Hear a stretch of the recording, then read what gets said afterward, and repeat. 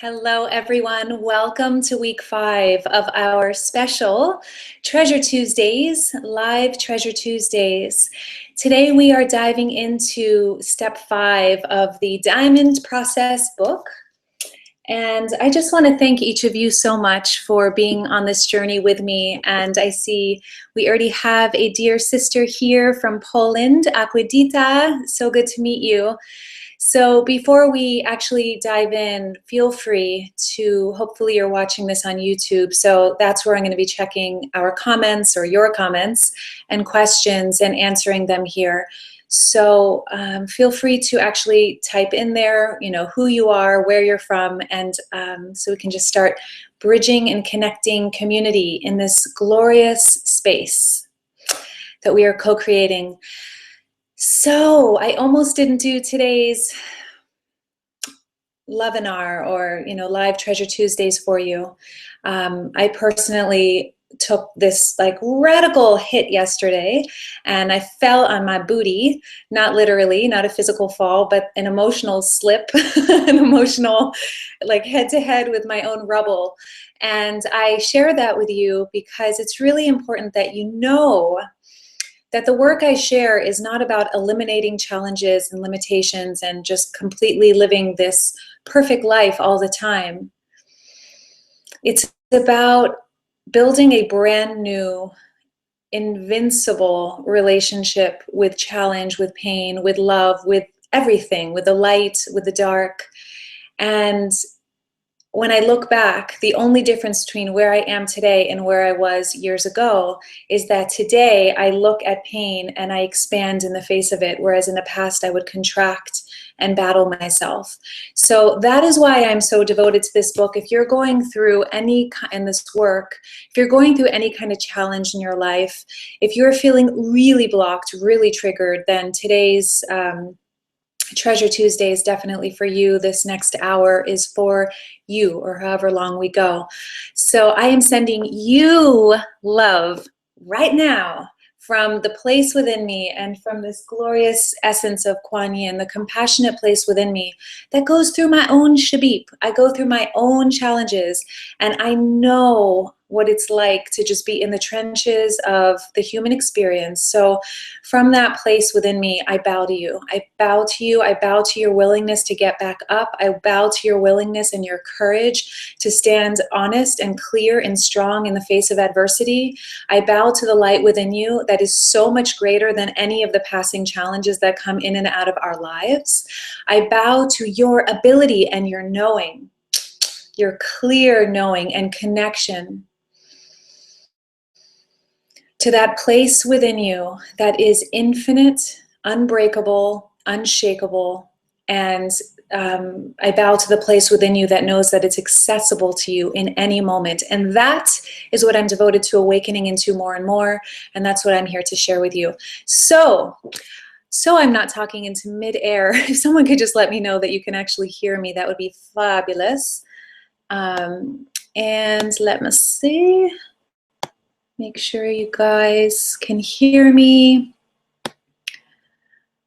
It's taking a second here. So while we're loading up here, if you could also light a candle, just create some sort of sacred space, whatever you need to do. Maybe it's just closing the door to declare that personal space for yourself. We're going to be going through a practice today that's really simple, really direct, and it is a kind of dovetail of everything we've been doing these last few weeks. And even if this is the first time you're tuning into me or this, live webinar, this live Treasure Tuesdays, I welcome you and I invite you to dive in today because you'll be able to extract tremendous value. Each of these weeks are designed as individual gems. Yet the Diamond Process book, it's a 7-step process that it's basically using everyday triggers to awaken the treasure within. And it's a 7-step transformational process, yet each of those individual steps can be used on its own. And today we're diving into using the power of forgiveness, really making an offering of forgiveness to the past. And when I say making an offering, it's really like creating a ritual of sorts, creating a very conscious way of setting ourselves free from the lies and the limitations that we've bought into. As Marianne Williamson says, we were born love and we learned fear. And it's really all about looking back and seeing where we learned, or where we started to create these misunderstandings unconsciously in our lives, and begin to unhook, which is what we're going to do today. Unhook from those misunderstandings so that we can really thrive forward in that space as a leader of love, from that space of love as a leader of love. And let me make sure you can hear me. Let's see. Yeah, someone, I imagine you can, but if you can't, please type in if you need any sound change or any of that stuff, and I'll keep updating and refreshing here. Okay. So as always, before we begin,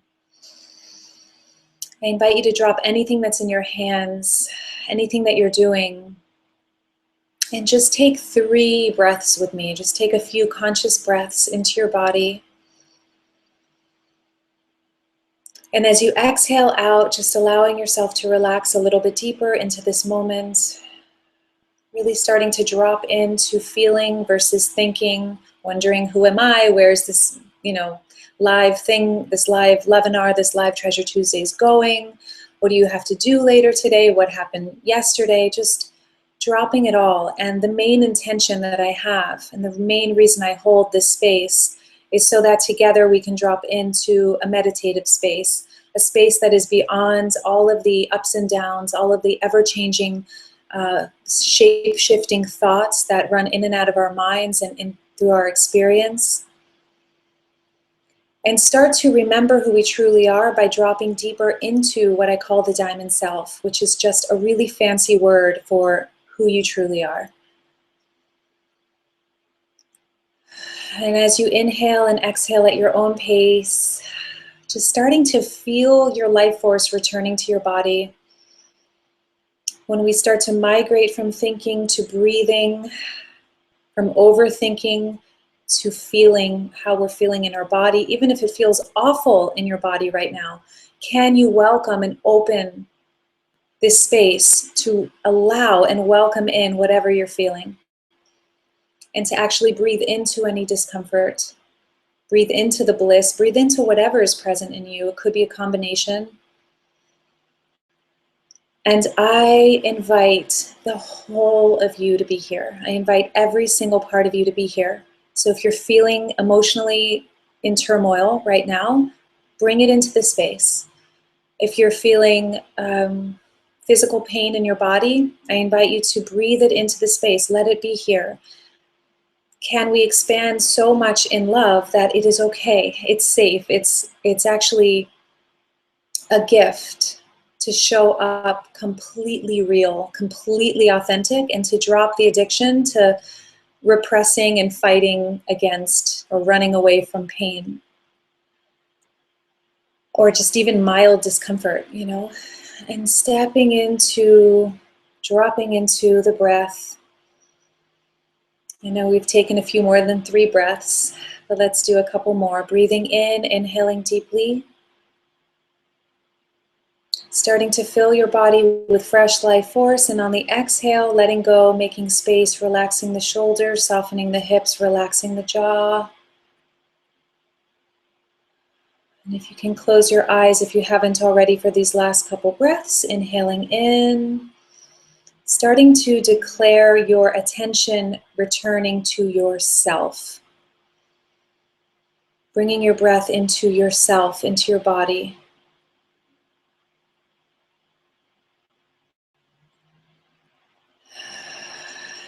Good, and one more deep inhalation, receiving something good here. And as you exhale out, making space for the good that is here, and setting your intention now. So as we've gone through these last few weeks, we started with something similar to what we just did, dropping into the diamond self, which is ultimately this precious beam of pure presence and light right at the core of our beings. Right at the core of you is perfection. compassion, love beyond limits, radiance, radiant health, clarity, compassion, I already said, but we'll say it again. So important. Compassion is the highest form of love. It includes everything. It's able to love anyone, anything at any given time. And the way that we empower that love that's beyond measure is by starting to apply that level of loving to ourselves. And from there, it becomes easy to do that for others. Good. And then as we moved into the second week, we started to employ the power of intention. So I invite you now to set an intention for this hour together. My intention is to, if you're in a place of pain right now, a really good intention is to set the intention. My intention is to heal at the deepest level available to me here and now. Healing comes from the root of the word wholeness. So when you're in your, the diamond self, which is your whole self, unbreakable self, when you're in that state of truth, who you really are, you're whole. And when you are whole, all is well. So if you're in a place of pain, it's likely because there's some part of you that you're not wanting to look at, and we can get into that today, but just like it's painful when we're judging ourselves and we're splintering a part of ourselves off, like something we don't like about ourselves, or maybe we felt criticized by someone else, whatever the trigger was. And so it's a matter of setting an intention to be whole and actually have the courage to shine as the magnificent, messy, authentic you. Not perfect, just present and amazing, freaking amazing. There's no one else in the world like you. Never will be, never has been. It happens once, and it's you.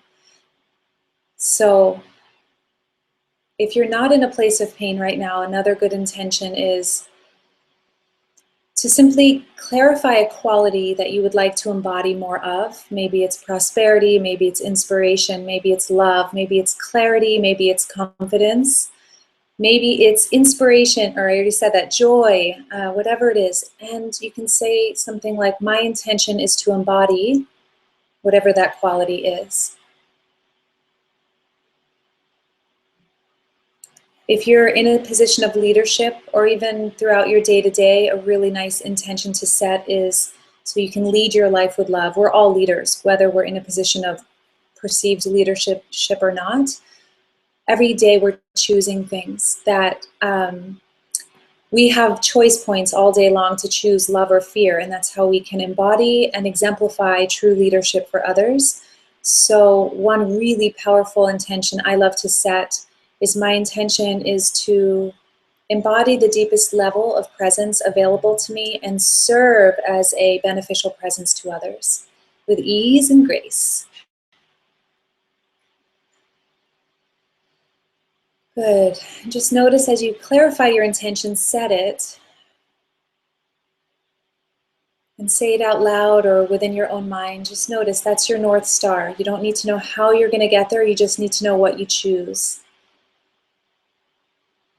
And just start to experiment with how that shifts your life. Setting an intention every morning. Setting an intention before bed, before a meeting, before a date, before anything, before getting in your car.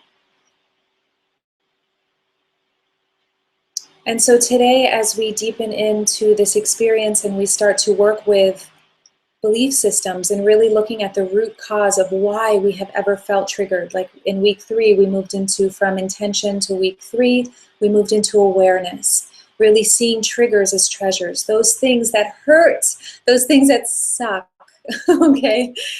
Those things that make us want to crawl into a ball or battle somebody or battle ourselves.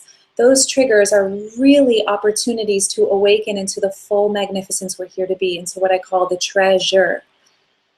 So in week 3, we really learned how to migrate from fight or flight to flow, to coming into feeling, to coming into embracing, to come into radical compassion, and starting to connect with our bodies, our feelings more than our thinking. And then in week 4, last week, we dove into taking it a step further and noticing if something keeps sticking around and it's really hard to move through something challenging, that there's an opportunity to actually give voice to it and become radically transparent and start to speak the unspeakable and unearth what really wants to be said. Not literally to a person, not to create a battle, but within your own sacred space. To start to free your own voice, to let go of right and wrong and come into Rumi's field, where there's a much higher perspective and real clarity that every trigger is an opportunity to awaken greater communication, greater understanding of who you truly are, greater connection to who you are, greater integrity. And today we're moving into really offering forgiveness to the past. When you look at the word forgiveness, forgive, it's one of the most generous things we can do. And today we're going to talk primarily about self-forgiveness. So you guys have heard me say a lot, Rumi's quote, out beyond ideas of right doing and wrong doing, there is a field. I'll meet you there.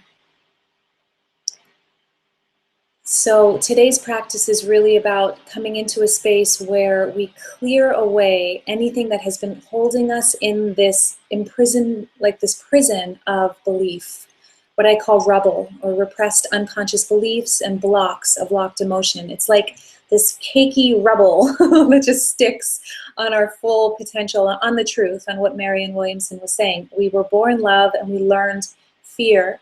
So it's not about adding anything to yourself. It's about remembering that you already are it. You are it with a capital I. You are amazing.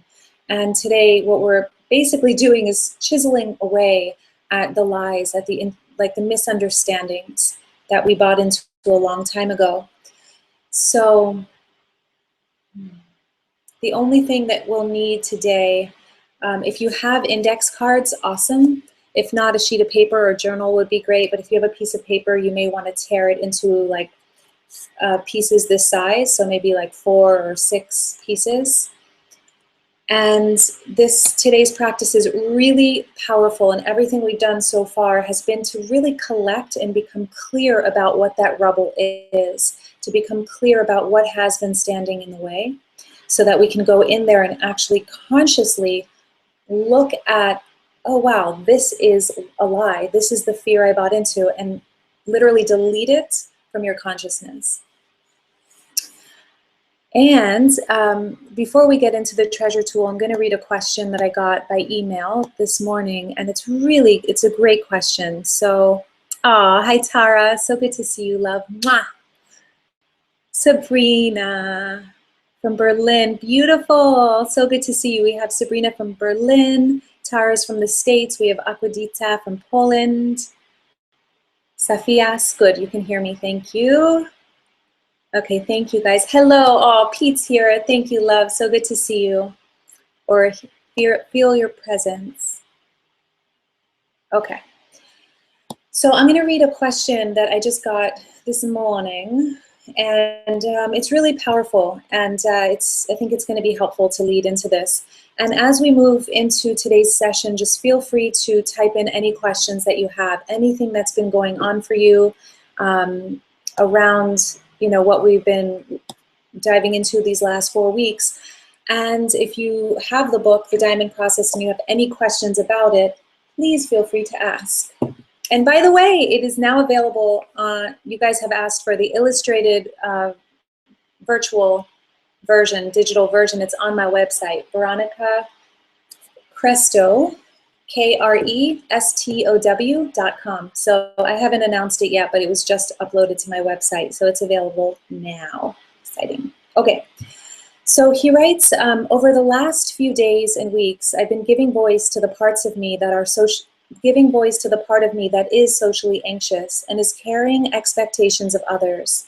And because I get triggered whenever I am around people, I have quote unquote material to work with every day.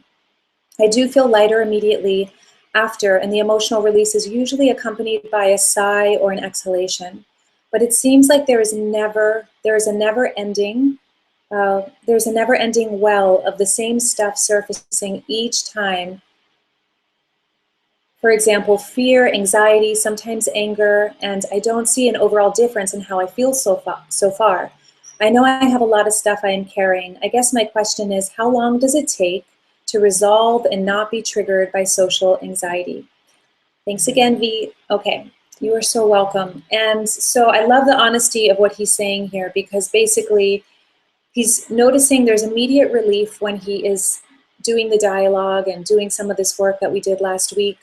But you know, he's asking how long does it take for it to actually go away for good, because he's noticing if he looks at the overall, it's not really helping, or he's saying he's not noticing a big difference. And the question, and this is the key, just notice how he words the question. I guess my question is, how long does it take to resolve and not be triggered by social anxiety? Thank you for this question, because the main thing I am wanting to get across through these videos, through this work, is that we're not trying to get rid of the trigger. If you're trying to get rid of pain, you are resisting pain, and what we resist persists. And it is so easy to fall into this. Most of us on the path, I mean, of course, like even the way I wrote the email to you guys today about, you know, announcing this, clear negative blocks or limitations. It's, I mean, because there's a limitation with language, it's the only way I can say it. But if there's any kind of intention to get rid of something, there's this subtle resistance inside.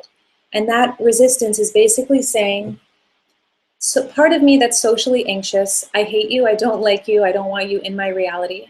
So please go away. I'll do anything it takes. I'll even be nice to you for a little while until you disappear. So if you can imagine that each of these facets are different parts of ourselves. So maybe the really confident ones, perhaps the lover, the one in relationship, the really solid professional, maybe the messy artist, all these different parts. And let's say this part of, you know, all of us have some kind of core curriculum. It's what I call soul curriculum here on this planet to do. We're here to break through. I told you guys yesterday, I got really triggered, had a total misunderstanding yesterday, and I got swept away in my own core soul curriculum. And I have the awareness as I'm going through it, but it doesn't eliminate the pain. And the opportunity is not to, the real way of looking at this, the only way to really be free, in other words, is what I'm saying, is to be very clear about the pattern of trying to get rid of pain, trying to fix yourself, trying to eliminate anything you don't like about yourself. So what he's talking about is social anxiety. Who in the world would want to deal with social anxiety? I know I don't. I have social anxiety sometimes. I don't want to feel that. And yet today, whenever I feel that social anxiety or anxiety at all, you know, just depending on whatever, you know, it's rare that I feel that today, but when I do, there's a level of compassion that comes in because I'm very aware that it's this. It's not me. It's not who I am. The social anxiety, for example, or anything that any of you are going through in your life, let's say anytime we feel pain, anytime we feel triggered, it's ultimately something inside that we're protecting that really hurts. It's vulnerability. And all of us are given this great opportunity to remember that the greatest form of power, of true power, is to come into right relationship with our own vulnerability and pain, and to recognize life is duality. Life is pain and its pleasure. Anytime you're looking at our human experience, it is contrast. It is the way expansion happens. It's life.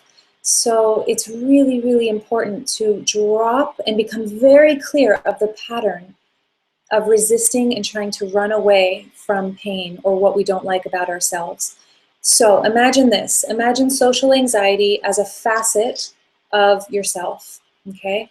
And if you're watching this and don't have social anxiety, but you have something else, just exchange that word, social anxiety, for whatever you grapple with, whatever you're challenged by. For me, yesterday, it was fear of betrayal. Like this, it was the wounded child, like really, really afraid. And so that part, imagine, for example, the social anxiety. This is outside. And by the way, if you guys are wondering how it is that I authentically share this stuff publicly, it's because I've had this question so many times. How do you stand up and share your vulnerabilities? Like, aren't you scared to do that? And the answer is no. not anymore, because I'm so, so, so clear that my path is an inward journey and that there's nothing to be ashamed of. I've sat with countless people throughout my coaching practice and in my own life. I've sat with countless parts of myself, and it's just, we all have this. We all have these vulnerabilities, and it's so freaking beautiful. If we can just expose the truth and just be real, we awaken a new world. And so the answer to that question I've received many times is no. Sometimes, yeah, of course I feel vulnerable if I'm really caught in this like part of myself, like the child in me is terrified, the wounded child, but who I truly am knows that I am the mama. I am like this compassion that wraps energy around the vulnerability within me. And the inner marriage is so strong that it's an inward journey. It doesn't matter if the whole world says, something terrible about me. That would be the perfect test to go, wow, I'm still loving and loyal internally. So if you think about social anxiety as like this facet, and imagine it as like a little kid or an orphaned child. And as a parent, you're like, social anxiety, go away. Like you're just too anxious. I don't want to have anything to do with you. These parts of ourselves are real. They are not imagined. They're like these living, breathing facets of the self. And the soul curriculum I was talking about is about expanding your aperture and migrating to a place that it's the diamond self, the part of you that is able to embrace everything. And ultimately, that's where we're all headed. We're all headed to wholeness. We're all headed to being able to, we're headed to this place of radical self-acceptance, compassionate self-acceptance. It goes beyond conditional love. All of you, if you're like this, and and vice versa. No, it's, I love myself fully and completely the way I am.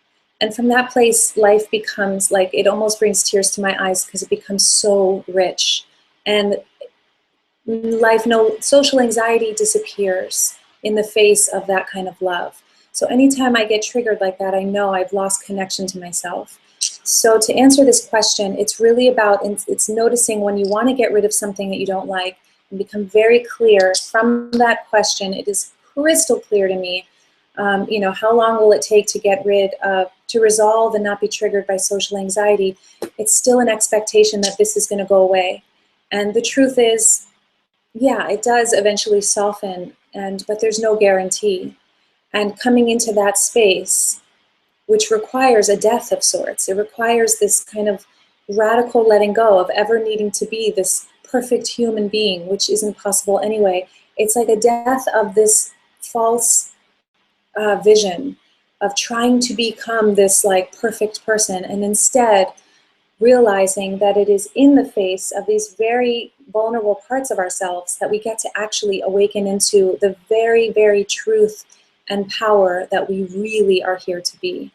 So that's what the soul is driving towards. The ego says, it's like, I love this, a bad day for the ego is a good day for the soul. The challenges that we face ignite our ego into radical wholeness, compassion, love, all of that. So to answer this question, to sum it up, it's really about migrating to the diamond self. It's coming into the true self more and more, and realize that any time you slip into that social anxiety, it's very likely that you're in a very young part of you's reality. So yourself as a child, if you were in front of me, I would ask you the question, did you have any experiences as a kid that were traumatic, where socially you were humiliated or shamed in some way? When was the first time you remember feeling social anxiety, being afraid to go outside? And this is an opportunity to take that love, that level of self-love, to the next level. And what we're working on today, your question's perfect timing, is to realize there's definitely a judgment in there. And I invite you to look at what that judgment is around yourself, around the social anxiety. Perhaps it sounds something like, I judge myself as insignificant, or I judge myself as unlovable. I judge myself as incapable of being confident in the world with, or I judge myself as unlovable unless I'm perfect. I judge myself as unlovable unless I'm confident all the time and able to show up just on top of my game no matter what. The reality is, if you think about that inner child, or like the vulnerable part of ourselves, it's what I call the inner essence. It's the innocence inside. It's so pure. It's so precious. It needs that love and that guidance and that care. But when we're lost in somebody else's perception of us, it's really about asking yourself, am I willing and am I ready to trade what other people think of me for my own self-love and my own self-care? There's a part clearly right now that's still connected to and attached to other people's approval of you. And that's like a death of sorts to let that go. And it's a whole journey. And over time, you may not feel right now like there's an overall difference. But if we can get to the root today of what the belief is that you're carrying and start to clean that up within your own mind, that's the seed of the weed that creates all of this messiness, all of this disconnection. So main thing, just confess, like fess up and rise up. Fess up that you don't want this to exist, and just recognize the only way to really integrate is to actually let go of ever needing to resolve this and actually befriend this part of you more than ever. And that is going to require a deep, deep migration to the diamond self, to a meditation practice, to remembering who you are outside of your story, beyond the ups and downs of you in the world. Who are you? And starting to connect to that place, which is week one. Like, I would just go back to that and keep diving in to shine time, to meditation, to a mindfulness practice. And yes. Okay. Let's see if there are any other questions before we dive into our practice. So Sabrina's saying, on my journey so far, I became more and more aware of many traumatic experiences and realized that there are a few people that I couldn't forgive yet. And there are actually a few of my own deeds that I still have difficulties to forgive myself with. The more I get aware of all those memories, the more liberating, but also overwhelming it gets sometimes. How far and deep do I go into all the moments, details, and people involved? How do I make sure that I don't get overwhelmed or just use forgiveness to ignore and cover up the real root cause of my resentments, fear, and triggers? Thank you so much. Really good question. So overwhelm is trying to do way too much. And again, it feels like there's this essence of trying to fix. And it's the nature of inner work, right? Is to become better, to become free, to become who we truly are.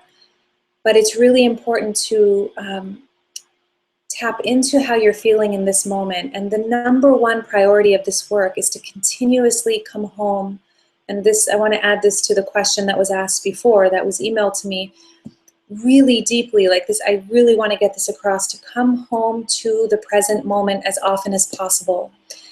So it's not about fixing the past, but in the present moment, you have the ability to simply acknowledge the past as the past and let it go, like to actually release it.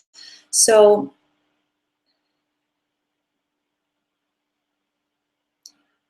oftentimes people will say to me, how can I forgive this person? Like you're saying in your email or your notes, Sabrina, how can I forgive this person for what they did, or even myself for such awful things? And the reality is, if you were able to do differently at that time, or the people who hurt you or you felt hurt by in the past, if they were genuinely able and equipped and had the life experience and the mindset and the heart and the ability to treat you differently, or you had the ability to treat yourself or others differently, wouldn't you have? I mean, really think about that. We are literally in every single moment doing exactly what we're capable of doing. We're doing our very best. And the mind may say, that's not true, I can do better, I can absolutely do better. But that's a story, because if you could do better, you would. So it's really about recognizing there is no better. There's just a radical invitation to accept what is completely And this pisses the ego off. It pisses the mind off because the mind wants to chase a future that doesn't exist. The mind wants to just like radically leave the present moment so that there doesn't need to be this embrace of pain and discomfort, because oftentimes that comes up. So it's really more so about breathing as often as possible, and today just looking at our judgments. So the thing with forgiveness is, before we even get into forgiveness, it's looking about what are we believing about life. So Sabrina, it looks like you're within your email, like your note, I can see there are actually a few of my own deeds that I still have difficulties to forgive with myself. So I would ask you, what have you been judging about yourself? What are those judgments? And just start to make a list, okay? And this is the treasure tool, so we're starting to get into it. On a sheet of paper, just start to write down all the things that you judge about yourself. So the person who wrote me a note about social anxiety, when was the last time you felt social anxiety? And in that event, pick a very specific event, what were you believing about yourself that slipped you into that anxious child's world? Because that's not the truth of who you are. The whole self doesn't feel anxious. The anxiety is typically coming from this really, this part of the self that's typically been abandoned or like feels really wounded or vulnerable. So it's like, what belief triggered that misunderstanding or that reality? And what we're starting to do is when we go through these beliefs, we start to thread line all the way back in time. And you can start to see that as a little kid, we bought into these beliefs before we even had words, before we even had the ability to think. But we had an ability to create beliefs, to create ideas, to create stories visually. Like, so we'd see our parents fighting over money. Oh, money is bad, it leads to arguments. I don't want money, I don't want arguments. So that person ends up being broke, like for the, whatever. But then, so it's really, Sabrina, about starting to list out those judgments, getting really clear on what they are. And also checking yourself, and everyone, please check yourself right now. No, this is not about getting rid of anything. This is just about expanding your aperture of consciousness to start to see what has been limiting, what has been obstructing the ability to be present and totally accepting of who you are right now and how others are right now. And when I say accepting others, accepting yourself, it's not about giving up. It's the opposite. It's not about stopping growth and stopping evolution and stopping, striving towards what your heart is leading you to grow into. It's about moving towards that while accepting where you are. And most people are spinning their wheels, and I did this for years, spinning the wheels, doing all this inner work, trying to get to a future that I never reach because I'm not accepting where I am. And this, I've seen this countless times. So the question is, how can I accept myself right now? And that's what the power of forgiveness is. To me, surrender and acceptance are the same thing. It's like coming into this space of radical allowance, presence, like here-ness, like declaring I am here no matter what. I choose to be here. I choose to be in the loving. I choose to be in compassion, as Kuan Yin, demonstrates or embodies. And it's in that space of forgiveness that we get to drop into surrender, drop into acceptance. So just to start here, if everyone here could just start to check in with, and I know there were a couple more questions in there, Sabrina, but if everyone could just start to check in with what was a recent trigger, and if you don't feel triggered right now, I invite you to just sit in presence and hold a space for us. Just continue to breathe, continue to hold in this like witness awareness, just watching, free of story, just deep with breath, being connected to your center. And if you are diving into this practice, I equally invite you to drop into your breath, drop into your center, just start to bring your energy from your thinking mind into your feeling body. And notice that the mind has this agenda to fix, to use self-forgiveness, to use any tool to get rid of pain and move forward into pleasure. And so what coming into the feeling body does, it actually creates healing. it actually stimulates wholeness. It stimulates this aliveness, this like, I'm here, I'm in my body, I'm grounded, I'm centered, I'm present, I feel. And on those days, like yesterday, on those that I had, on those days of like a few hours of such discomfort, not physical, but emotional discomfort, there was, for me, a total letting go, a complete surrender to it, and knowing it's like when you think of a diamond and how a diamond is born, it's literally coal or carbon is being pressured, like such extreme heat and pressure, and it's so painful. It's like this extraordinary pressure, and the only difference between coal and a diamond is that the diamond was able to endure that pressure and heat and pop into the diamond that it was born to be. So every time I go through that, like yesterday, I may not like it. I'll be honest, I don't like it. I don't like feeling like that. But there's a knowing, because I have such a track record and I have such a history now going, okay, something's at work, something beyond my understanding. And so I am able to surrender to it, and I can feel, and I set that vision of like, okay, something's churning inside right now. And there's another level of that rebirth for me. That diamond is being polished. The diamond that I am is becoming brighter. So it's really powerful to use our minds to create a positive, to befriend the mind. And, self-forgiveness is one way, which we're diving into now. But I just shared another bonus little tool that I use all the time, which is to look at those churning moments through the lens of trust, through the lens of surrender and letting go. So as you imagine this event that really triggered you, if you have one that's kind of present for you, one thing that's really helpful, the first step of this treasure tool. So, and by the way, we're going to use this in week 7 as well. So, but let's just start here, and I'll get into that in a moment.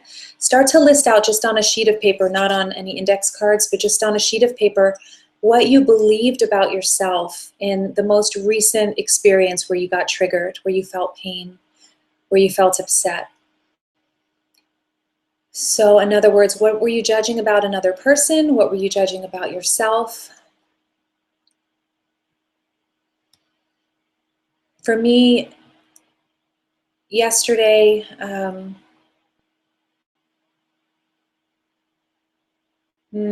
yeah, part of the judgment was people can't be trusted. And then when I got deeper, I realized I can't be trusted to be there for myself completely, because I totally departed from my center. I completely left. So the part of me that felt really vulnerable needed me. So if you remember, I use this a lot just as a visual, but like, the wounded child, or the part of me that I don't try to get rid of. I could, on my deathbed, have the wounded child active within me throughout my life, from time to time. And I embrace that part of me. It's part of me. Like, why would I try to get rid of it? It's actually cruel. It's like self-hatred, self-hating, or self-defeating, I'll just say. So what I was able to do yesterday is see, wow, the distrust was being projected onto another, because I wasn't trusting my ability to totally accept this part of me that is very vulnerable, very raw, and dealt with pain in childhood. And so it's there. It's not about getting rid of it. So starting to list all that out. And once you get to a core judgment, like list as many as you can, and you'll find that you'll get to a core judgment. I'm just going to give you a minute here to list those out. And if you have questions, let me know. And then we're going to move into the forgiveness piece. First, we're just clarifying the judgments that we have on other people, and get really honest. Like, oh, I judge that person as an idiot, or I judge myself as incapable of ... or, whatever it is.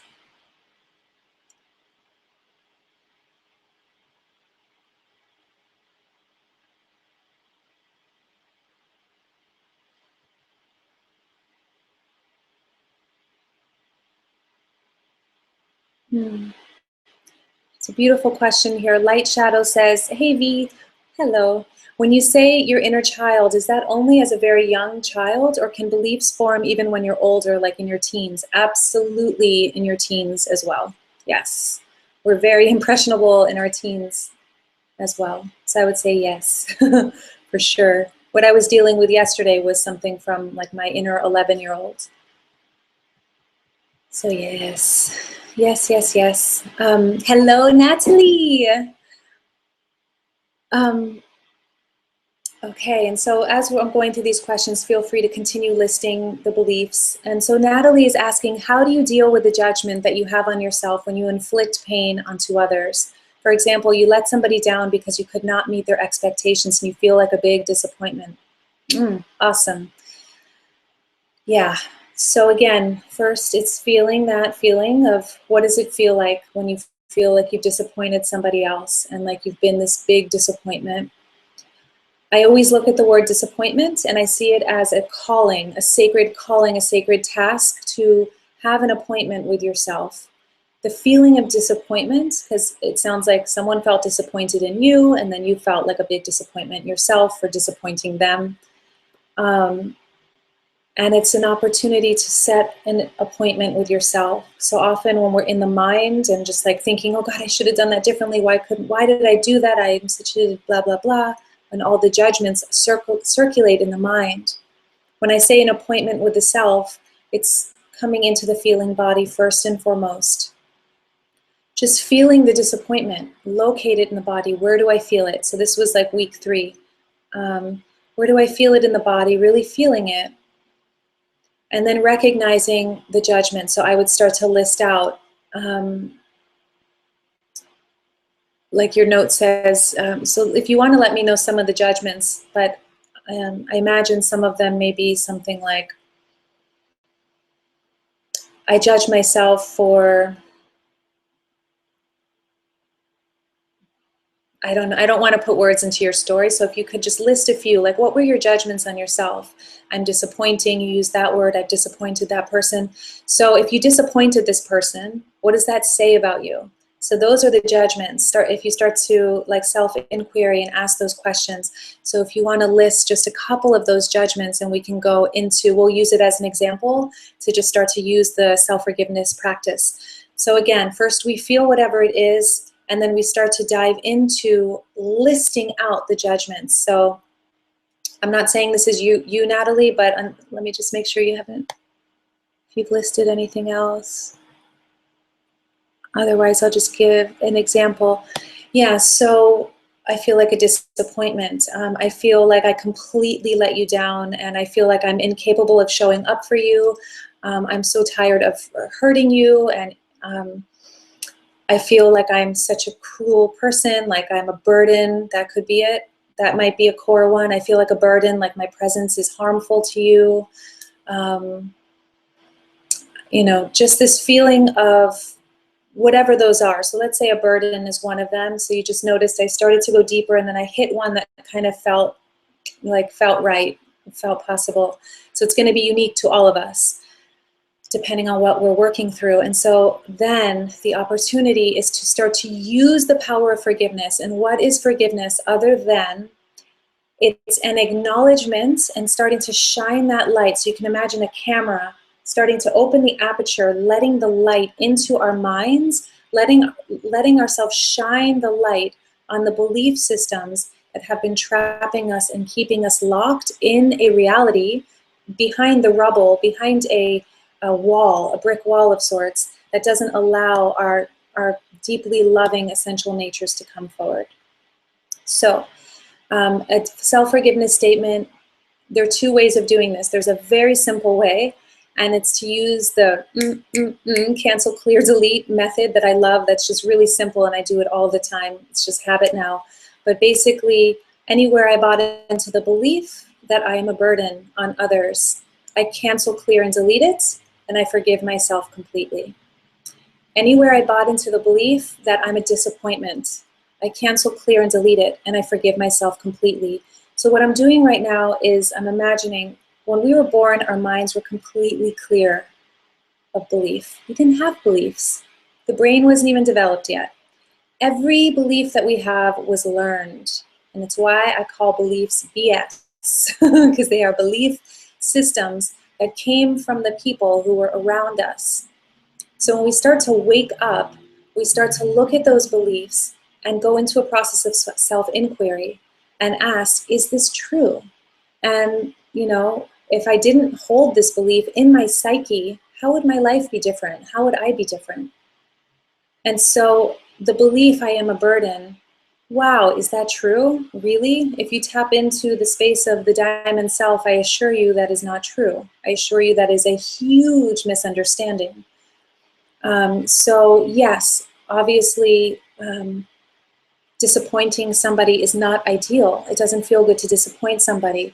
But when you come into the space of who you truly are and you start to connect and start to match your beliefs with who you truly are, you start to online with who you truly are, which is absolutely whole, precious, perfect, loving. And it's not the presence of what is that hurts. So disappointing somebody doesn't hurt. It happened, but the belief that you did something wrong hurts. Life is filled with contrast. Things happen. Shabib happens. And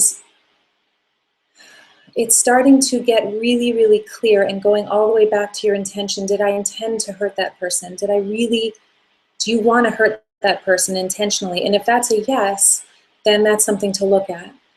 And that's, but if if it is a yes, and you start to judge yourself like, yeah, I did want to hurt that person, and this came over me, and I just wanted them to feel pain because I was in pain, there's in no way does judging yourself for that make it any better. It actually creates more and more separation and dividedness. So what we're doing is we're just starting to look at these beliefs and giving ourselves permission to drop the judgment on the belief. Drop the judgment on the actions, drop the judgment on reality, and start to see reality as reality. So this process, and if you have any questions about it, the beauty of it is that what happens is as we start to list it on paper, rather than getting locked in our minds, we start to list it out on paper. What are the judgments I'm believing? Get them out on paper, and we actually pull them out of our heads, get them on paper, and you start to get this altitude and see, ooh, wow, and you can see why there's pain. Oh my God, of course it hurts to believe that I'm a burden, I'm a disappointment, I'll never get it right, I did something wrong, there's something wrong with me, blah, blah, blah. Because that's a lie. It's a misunderstanding. It is not the truth. You could do that exact same thing that you did yesterday to somebody else, and they may be in perfect presence and not take it on because they are connected to source and they're connected to themselves and they don't take things personally. And so what you start to see is most of the world is running around in this like battle reactive place, and we're kind of pushing each other's wounds, like I hurt you and then I hurt you and blah, blah, blah. And so it's a matter of starting to disentangle ourselves, not only from our beliefs, but other people's projections, and start to remember that we have the power to let go of negative judgment and really awaken into a radical, radical level of self-acceptance. And that means perceived flaws and everything. So now, as we list out all the judgments, so now this is the part that I love, and it has to do with index cards. So in my sacred space, I like to have just blank index cards. And so this is a practice that you can use this week just to try it out. At the end of each day, especially, I advise just in your purse or in your pocket or whatever, bring a little journal with you and track your triggers. I call it a flow journal, but just start to track what triggers you during the day and start to list it all out. And then at the end of the day, like we just listed out whatever the judgments were on a particular trigger, at the end of the day, it's starting to transcribe and use these cards. And on one side, we're going to create a self-forgiveness statement. What self-forgiveness does, it sets you free from the limitations of the past. It's starting to bring awareness. It's like uprooting a belief that is not true, uprooting a misunderstanding. And it's finding the right words that feel true for you. That's really important. And then in 2 weeks, we're going to use these cards, so don't get rid of them. We're going to use the other side. So you're just keeping one side blank, and on the other side, go through each judgment, and then we're going to create a forgiveness statement. So the forgiveness statement, or I call it an obstacle clearing statement, it's really clearing away the obstacles, like Ganesha, just and starting to clear away the beliefs, the BS. And so on one side of the card, the statement, you can write this down. Anywhere I bought into the belief that blank,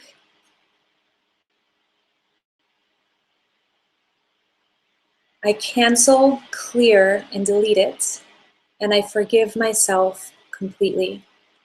So cancel, clear, delete, you can just imagine like your mind is a computer, and as easy as it is to hit delete, it's poof. You just imagine it deleting. And if the mind kicks in and says, this isn't working, this is too simple, there's no way this works, there you have another belief. Anywhere I bought into the belief that it has to be really hard for me to clear my mind, I cancel, clear, and delete it, and I forgive myself completely. And then the mind might kick in with something else. And every time the mind kicks in with something else, you just keep following that trail and keep writing out a self-forgiveness statement.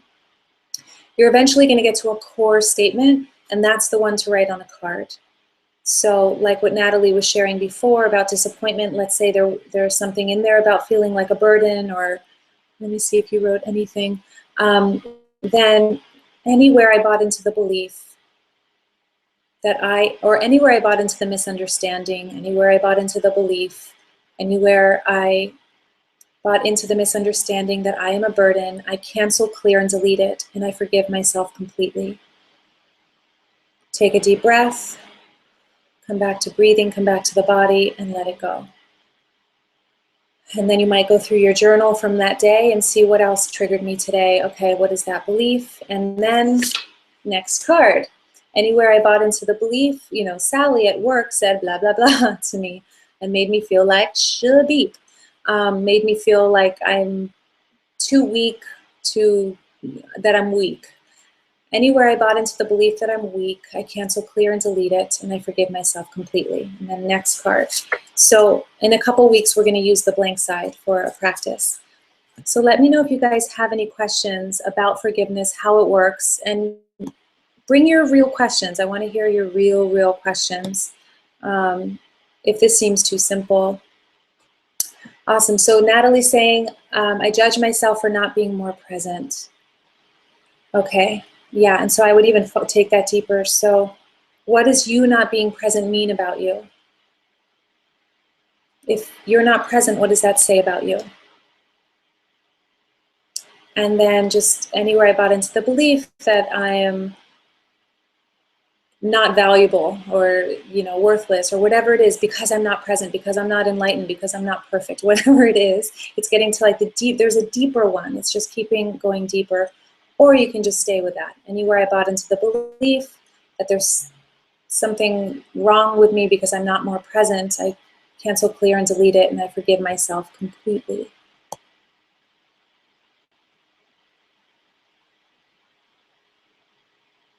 Okay.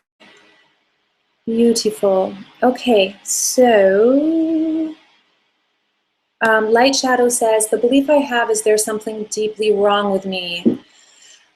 So good for you, because you just got to the core of a big one. And so again, just like really feeling into that. And everyone, if you can just, whether you're watching this later or watching this now, just taking a really deep breath and sending love, not to fix, not to change, none of that, but just opening a space of compassion of that belief. Imagine what that feels like. This is like the core of the human experience. Something must be wrong with me. Anywhere I bought into the belief that there is something wrong with me, I cancel, clear, and delete it, and I forgive myself completely. You may want to say it again. Anywhere I bought into the misunderstanding, I say misunderstanding because as a little kid, Maybe you were playing and hopping around and so happy, and a parent screamed at you, "What are you doing? Why are you so dirty? You have mud all over you. You're a mess. What's the matter with you? What's wrong with you?" There's something wrong with me. I'm dirty. I'm a mess. That's how it happens. It's so subtle. It's like, so these things thread all the way back, and it's starting to just trace it back and bring that level of compassion that you would bring to a kid, completely misunderstood what was happening innocently. So anywhere I bought into the belief that there is something wrong with me, I cancel, clear, and delete it. Ding. And I forgive myself completely. Take a deep breath. Fill that freed up space with breath, with life force, with care, with a willingness to be free. And one more time, anywhere I bought into the belief that there's something wrong with me, I cancel, clear, and delete it, and I forgive myself completely. And then you can place your hands on your heart, just send a deep "I love you" internally as you breathe inside. And just imagine that child within you receiving breath as you breathe in, receiving that "I love you." I'm here with you, I hear you. And letting go of any agenda, dropping it completely.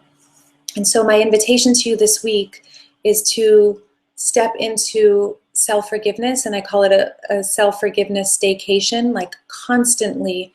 You're not going on vacation somewhere, but you're staying inside of yourself throughout the day, just internally. No one even needs to know. And a shortcut, like I was saying, is cancel, clear, delete. Anywhere I bought into this belief that I am unlovable, or that I'm broken, or I'm a burden, or whatever, a disappointment, or something's deeply wrong with me, I cancel, clear, and delete it. And I forgive myself completely. And then bring your attention and your awareness back to the present moment. We're migrating from the mind to the feeling body, to the present moment. And if you feel yourself deeply, deeply triggered, then go home and do a medicinal dialogue. Write it out, feel it, and then move into the self-forgiveness from there.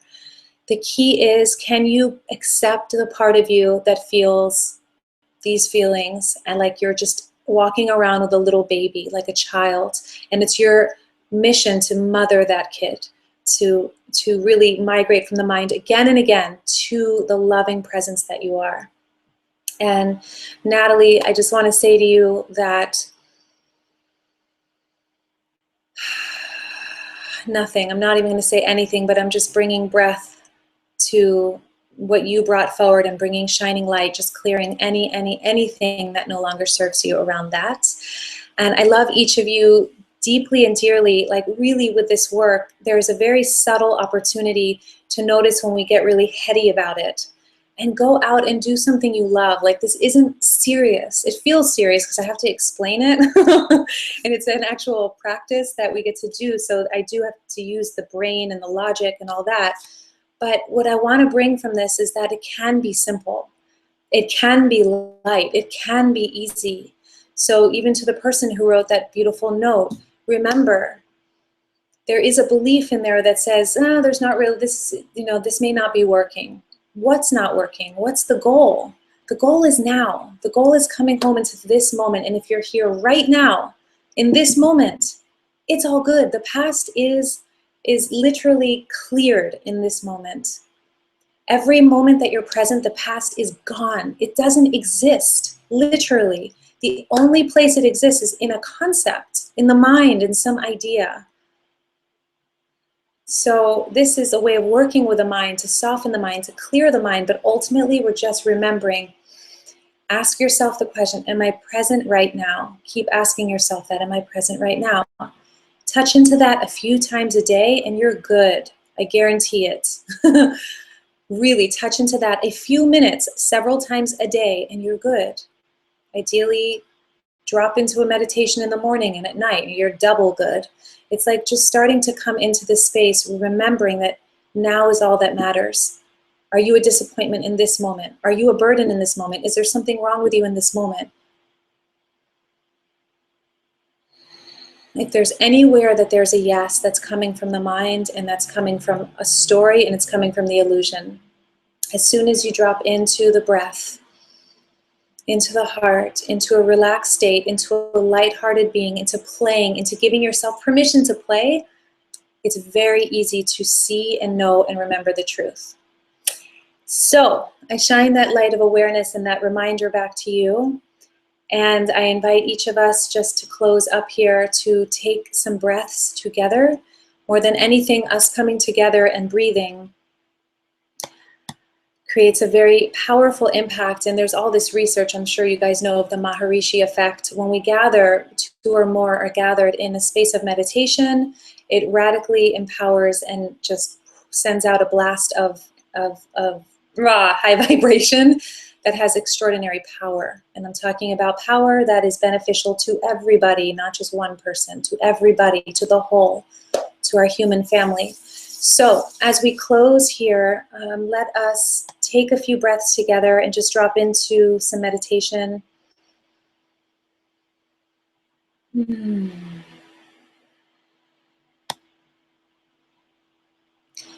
And I invite you to place your hand on your heart, your hand on your belly.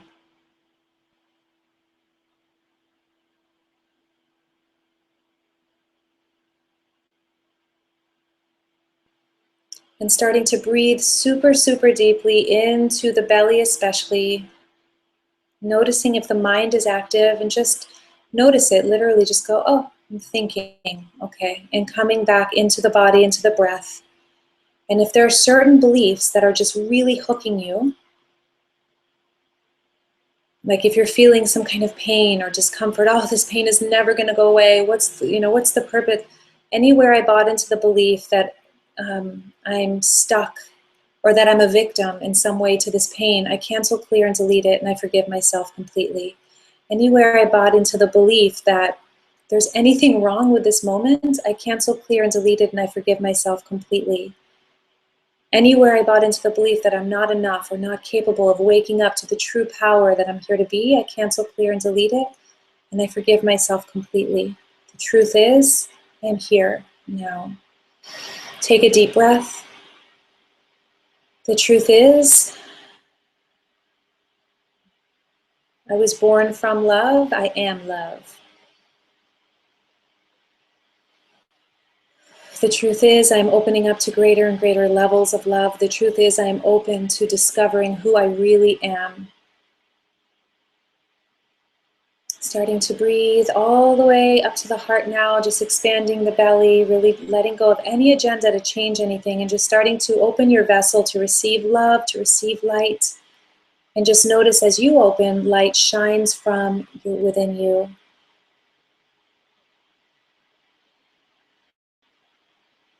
And again, activating those 3 B's. We've already activated the breath, breathing into the body, being present with your body. That's the second.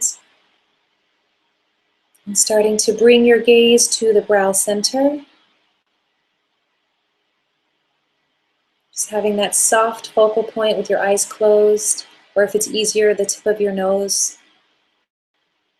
If your eyes are open, just focusing on one point.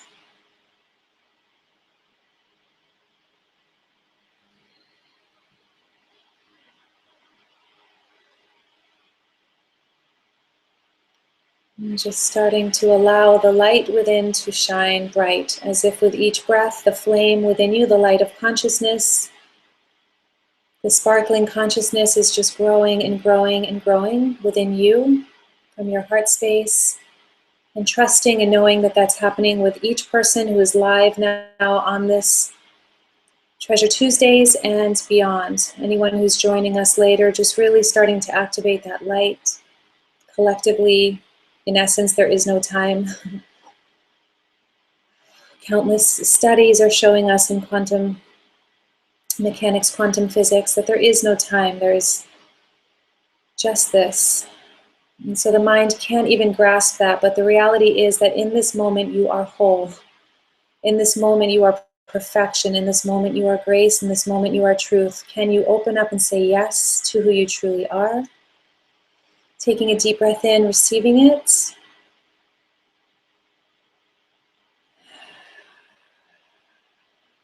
This next breath, inhaling deeply and letting the breath be reached to the place within you that needs it most. Beautiful. And as you exhale out, letting go.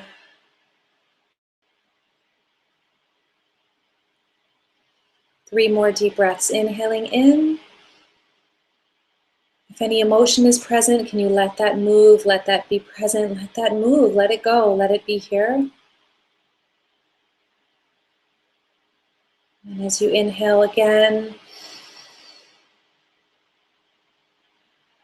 making space as you exhale out.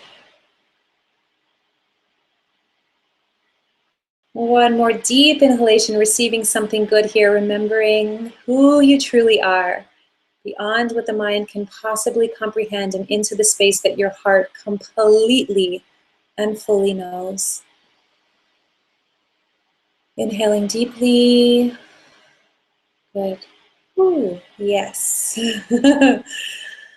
All right, beautiful being of light and love and truth and authenticity. May you enjoy this beautiful practice this week. Come into the diamond self more than anything. If you just want to blow away, sweep away anything and everything I shared, and just remember your breath. Remember the shine time practice. Remember the simplicity of coming into the moments, and enjoy this index card exercise. We're going to do the declarations of truth in a couple weeks. And this is starting to imagine right now, we're just basically clearing a garden, and we're going to be planting some powerful seeds in a couple of weeks. So enjoy this process of clearing. And if you want an extra dose of obstacle clearing, I infuse this space and the week you have ahead with Ganesha, who's a beautiful deity in the Hindu tradition, the yoga tradition, and it's basically, he's the remover of obstacles. So, Om Gam Ganapataye Namaha.